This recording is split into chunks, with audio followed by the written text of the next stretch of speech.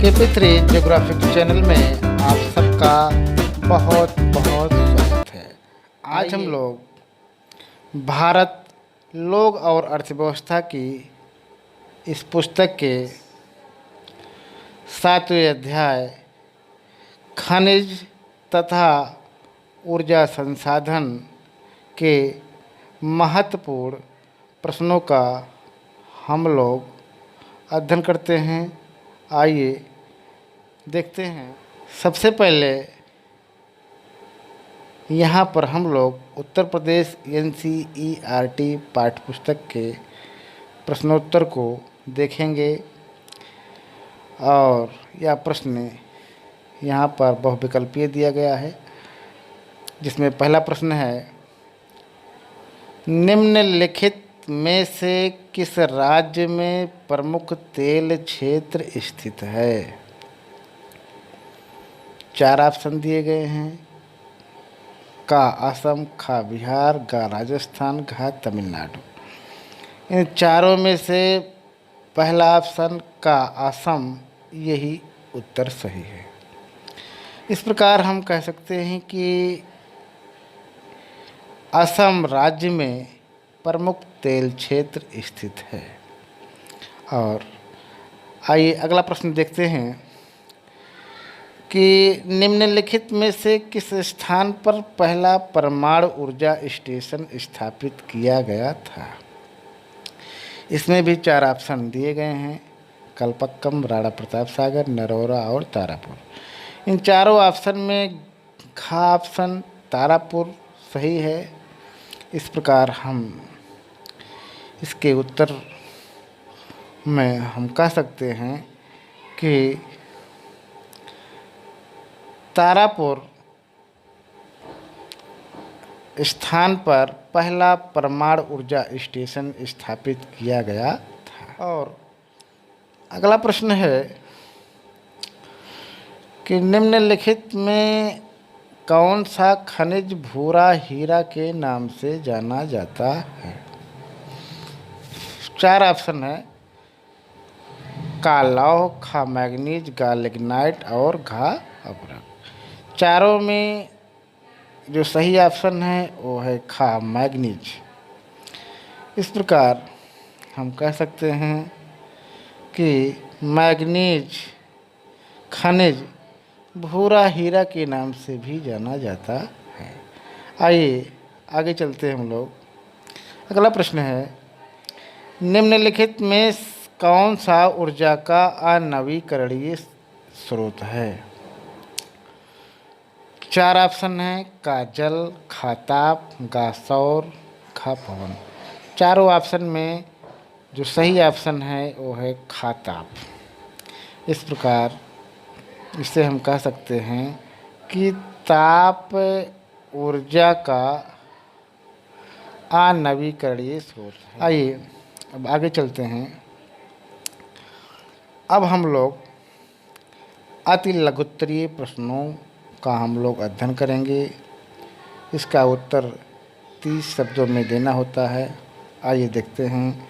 पहला प्रश्न है, भारत में अभ्रक के वितरण का विवरण दें। इसका उत्तर इस प्रकार है, भारत में अभ्रक झारखंड, बिहार, राजस्थान, आंध्र प्रदेश, कर्नाटक और तमिलनाडु राज्यों में पाया जाता है। इसके अतिरिक्त मध्य प्रदेश, पश्चिम बंगाल एवं तमिलनाडु प्रदेश में पाया जाता है।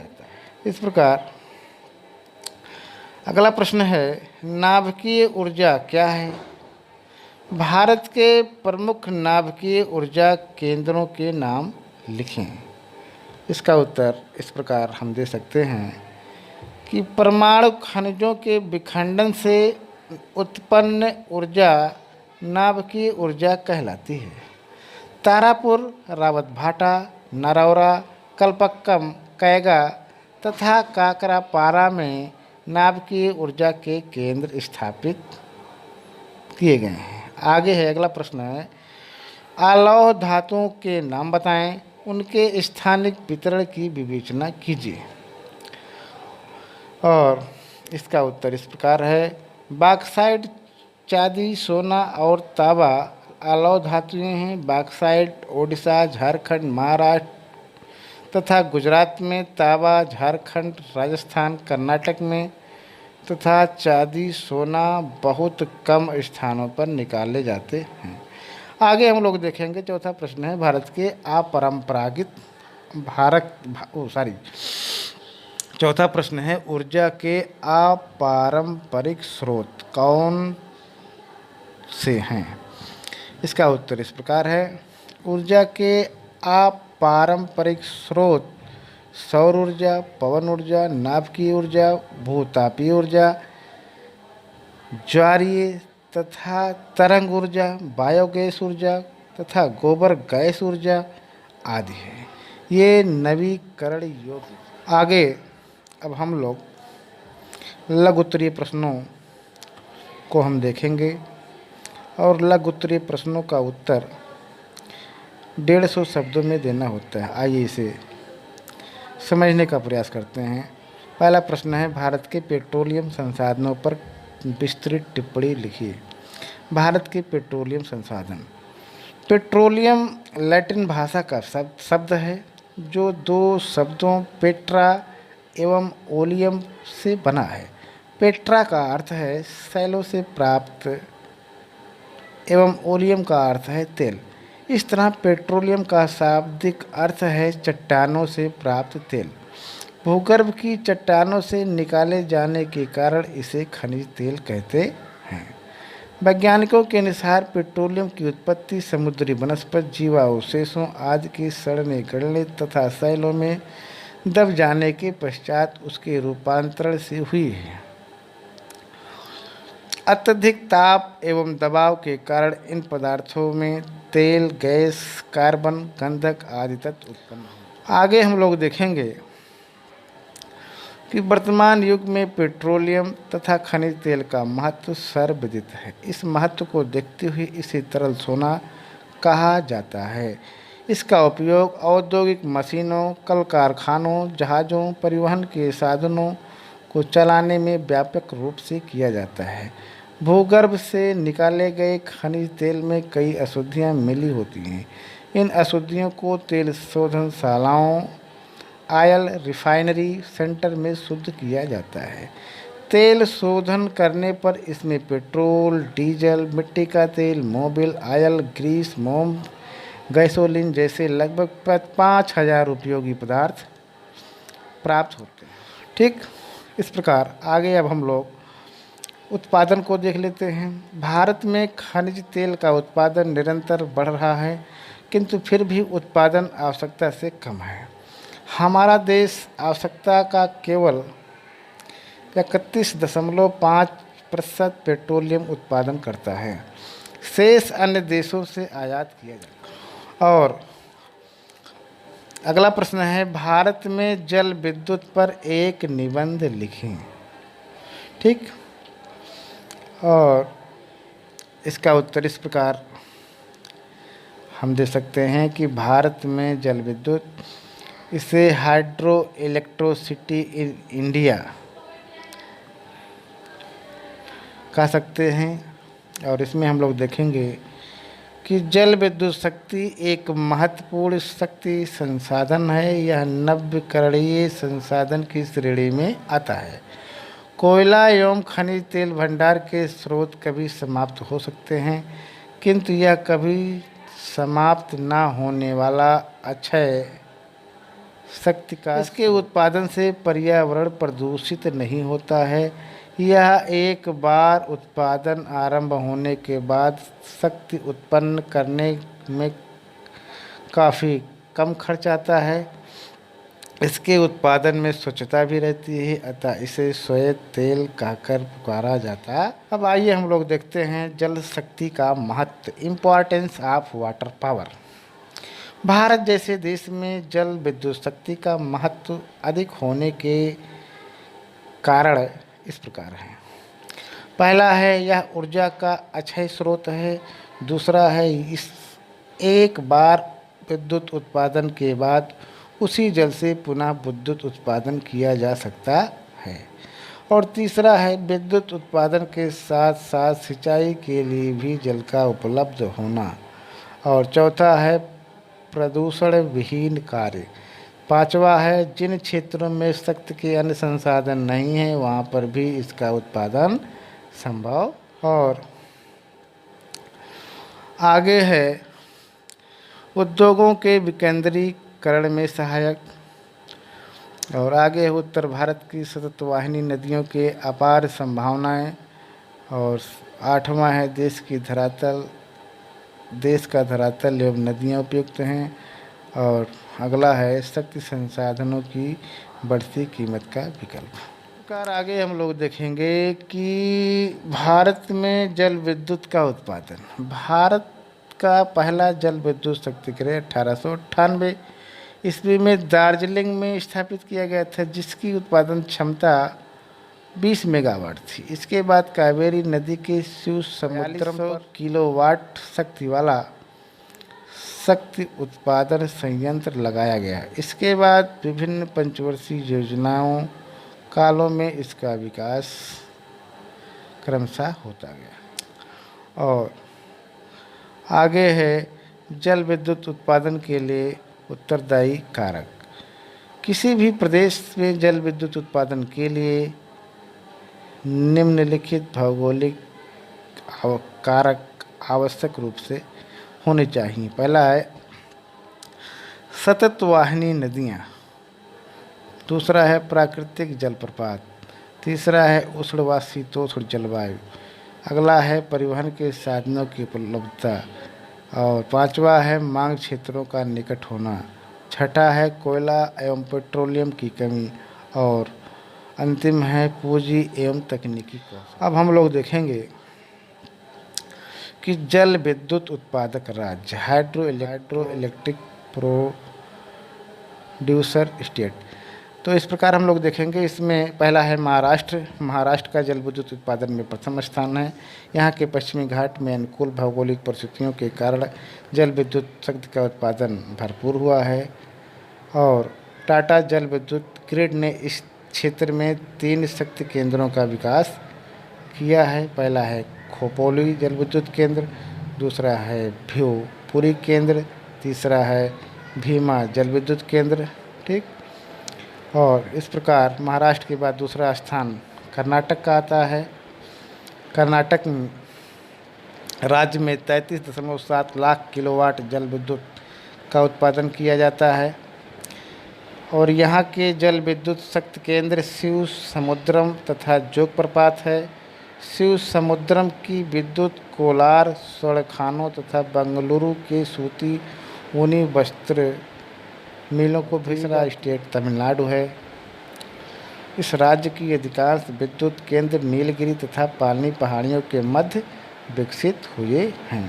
यहाँ की प्रमुख जल विद्युत परियोजनाएं पापकारा मैटूर एवं पापनासम जल विद्युत केंद्र हैं। और चौथा है केरल। केरल राज्य में जल विद्युत की छोटी छोटी परियोजनाएं विकसित की गई हैं। यहाँ के पश्चिम घाट की सदावाहिनी एवं तीव्रगामी नदियों ने इन परियोजनाओं के विकास में महत्वपूर्ण योगदान दिया है। और पांचवा है उत्तर प्रदेश एवं उत्तराखंड।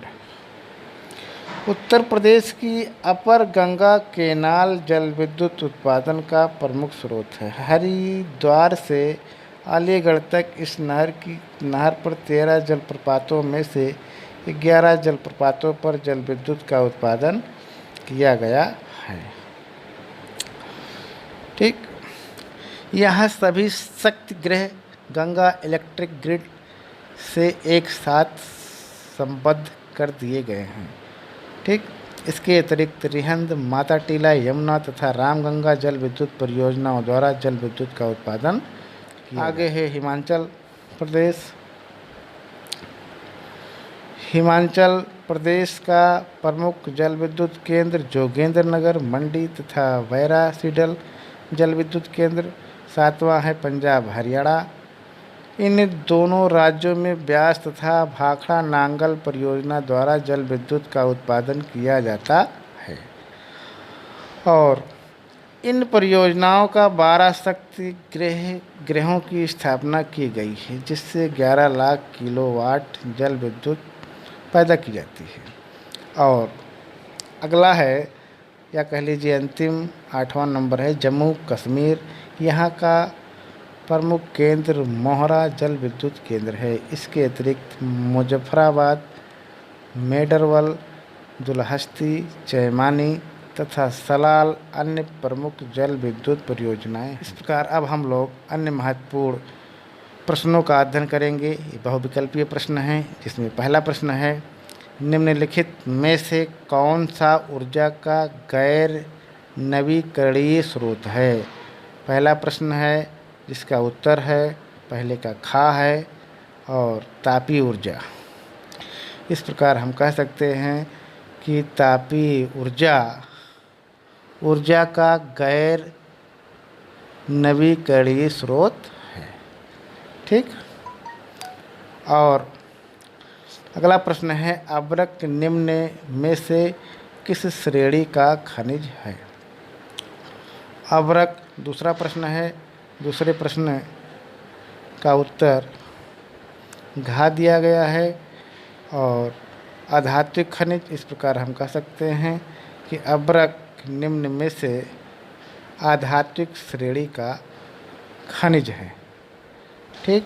और तीसरा प्रश्न है, झारखंड खनिज उत्पादन निम्न में से किस क्षेत्र में स्थित है? तीसरा प्रश्न है, तीसरे का उत्तर गा दिया है। इस प्रकार हम कह सकते हैं कि झारखंड खनिज उत्पादन उत्तरी पूर्वी क्षेत्र में स्थित है। बॉक्साइट का सबसे बड़ा उत्पादक निम्न में से कौन सा है? 4 ऑप्शन दिए गए हैं, झारखंड, ओडिशा, मध्य प्रदेश, गुजरात। चारों ऑप्शन में से इसका उत्तर खा है, ओडिशा। नेक्स्ट क्वेश्चन है, सिंगरेनी खान में जानलेवा कार्बन मोनोऑक्साइड गैसों की उपस्थिति का पता लगाने हेतु निम्न में से किसका प्रयोग किया जाता है? 5वां प्रश्न है जिसका उत्तर गा है, चिड़िया। इस प्रकार हम कह सकते हैं कि सिंगरेनी खान में जानलेवा कार्बन मोनोऑक्साइड गैस की उपस्थिति का पता लगाने हेतु निम्न में से चिड़िया का प्रयोग किया जाता है। ठीक। और अगला प्रश्न है, छठा प्रश्न है, निम्न में से तरल सोना किसे कहा जाता है? छठा प्रश्न है जिसका उत्तर घा दिया गया है, पेट्रोलियम। तो निम्न में से तरल सोना पेट्रोलियम को कहा जाता है। 7वां प्रश्न है, निम्न में से तेल शोधनशाला कौन सी है? 7वां प्रश्न है, इसका उत्तर गा है, डिगबोई। इस प्रकार हम कह सकते हैं कि निम्न में से तेल शोधनशाला डिगबोई है। और 8वां प्रश्न है, निम्न में से परमाणु खनिज कौन सा है? 8वां है, 8वें का उत्तर खा दिया है, यूरेनियम। और इस प्रकार हम कह सकते हैं कि निम्न में से परमाणु खनिज यूरेनियम है। ठीक। और अंतिम प्रश्न है, निम्नलिखित में से किस राज्य में प्रमुख तेल क्षेत्र स्थित है? 9वां प्रश्न है, 9वें का प्रश्न का उत्तर है खा, असम। इस प्रकार हम कह सकते हैं कि निम्नलिखित में से असम राज्य में प्रमुख तेल क्षेत्र स्थित। इस प्रकार से आज हम लोगों ने भारत, लोक और अर्थव्यवस्था की इस पुस्तक के 7वें अध्याय के महत्वपूर्ण प्रश्नों का अध्ययन किया। आज यहीं तक। बहुत बहुत धन्यवाद।